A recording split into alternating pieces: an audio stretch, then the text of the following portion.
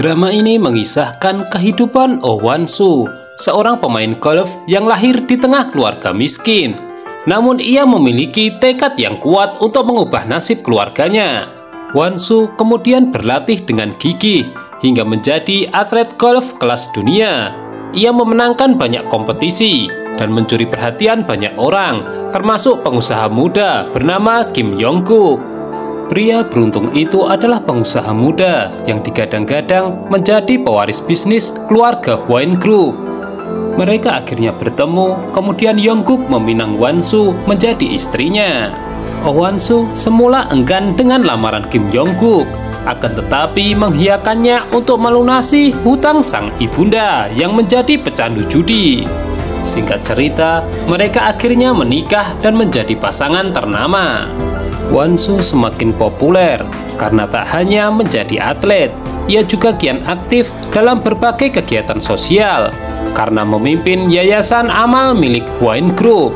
Namun pernikahan yang telah terjalin selama 1 dekade itu tidak berjalan mulus setelah Wan-soo mendapati suaminya berselingkuh. Meskipun begitu, ia sempat berusaha memperbaiki pernikahan tersebut, akan tetapi tidak membuahkan hasil. Wan-soo benar-benar termasuk wanita tangguh, karena di samping tetap tenang meskipun mengetahui perselingkuhan suaminya, dia juga kurang beruntung karena memiliki mertua yang emosional, sombong, serta tidak mengharapkan dirinya. Kehidupan Wan-soo kemudian semakin mencekam pada suatu waktu di Manila. Ia hadir untuk kegiatan sosial yayasannya, dan itu justru membuatnya terjebak dalam baku tembak. Nyawa Oh Wan-soo hampir terenggut sebelum ia diselamatkan mantan anggota kepolisian yang bernama So Do-hyun. Sebuah kilas balik memperlihatkan bahwa teman Do-hyun dibunuh orang misterius yang mengucapkan kode rahasia. Setelah penyelamatan tersebut, Wan-soo kemudian diajak ke rumah Do-hyun dengan alasan keamanan. Namun disadari atau tidak, momen di tempat tersebut ternyata memantik rasa suka Oh Wan-soo terhadap Do-hyun. Kembali ke belakang, Do-hyun menyamar sebagai anggota staf dan menyelinap ke kasino untuk mendapatkan informasi tentang penjahat yang merencanakan pembunuhan.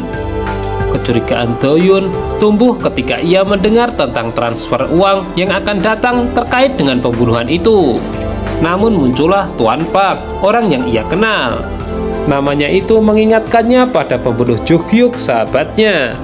Tuan Park merupakan kepala keamanan Hwaen Group, sekaligus seniornya di Akademi Kepolisian. Saat itu ia menelpon Do-hyun saat ia meninggalkan kasino untuk mengatur pertemuan dan memberikan informasi tentang pembunuhan yang akan terjadi di pusat perbelanjaan Makati. Dan tepat pada saat itu, Oh Wan-soo mengunjungi mall tersebut dan menjadi sasaran pembunuhan. Nah, sekarang menjadi terjawab bagaimana awal pertemuan mereka. Do-hyun sempat menyarankan Wan-soo untuk menghubungi kedutaan meminta bantuan. Namun dia mengaku tidak ada satupun nomor telepon yang ia ingat. Lagi pula dalam hatinya ia tidak percaya kepada siapapun termasuk suaminya sendiri. Akibat insiden yang terjadi, Tuan Park diperintahkan Yong-guk untuk menambah personil pengawal istrinya. Kemudian ia teringat akan juniornya yang sangat berbakat yang ternyata telah resign dari kepolisian. Siapa lagi kalau bukan Do-hyun? Wan-soo tidak kapok dengan apa yang telah dialaminya. Dia tetap akan menggelar pesta donasi untuk yayasan meskipun ada pihak yang bersedia menyuap untuk membatalkan pesta tersebut. Hal itu juga yang kemudian memicu konflik dengan ibu mertuanya. Bahkan di belakang, ibu mertuanya itu mengumpat jika ia akan membunuhnya. Diperlihatkan bagaimana kedekatan hubungan antara Do-hyun dan Jo-hyuk yang sudah seperti saudara. Do-hyun lantas berpikir panjang dan mempertimbangkan tawaran dari Tuan Park. Hingga ketika tengah malam, Do-hyun menghubungi Tuan Park, menyatakan bersedia untuk menjadi pengawal keluarga Hwaen Group, terutama Oh Wan-soo. Konflik semakin kompleks antara Wan-soo dengan ibu mertuanya, di mana kali ini Wan-soo mengadakan konferensi pers untuk menceritakan insiden yang dia alami, dan itu membuat reputasi keluarga Hwaen Group goncang. Diperlihatkan pula bahwa Oh Wan-soo ternyata telah memiliki putra, namun jauh dari perhatiannya karena kesibukan yang ia jalani. Hingga akhirnya putranya itu sering ia titipkan pada Jang Tae-ra yang merupakan selingkuhan suaminya.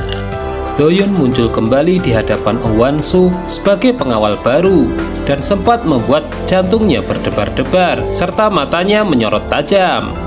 Pada suatu waktu, Wan-soo bertengkar dengan ibu mertuanya karena ia menuntut cerai dari suaminya.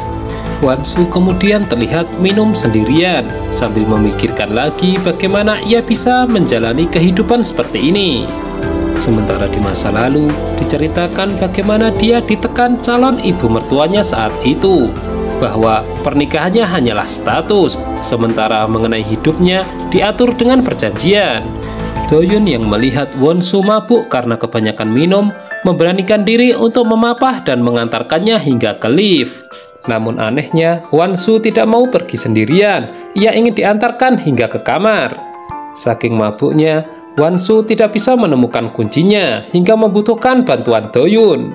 Tepat pada saat itu, Wan-soo bertanya kepada Do-yoon apakah penyelamatannya saat itu kebetulan.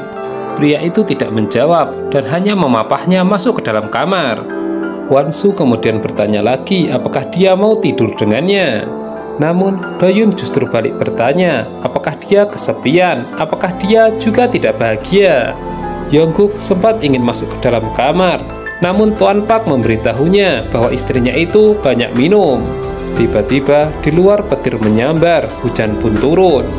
Entah apa yang terjadi selanjutnya di dalam kamar itu, namun yang jelas Wan-soo sudah berganti menggunakan piyama sambil merenung. Sementara Do-yoon keluar kamar itu sambil memakan permen karet.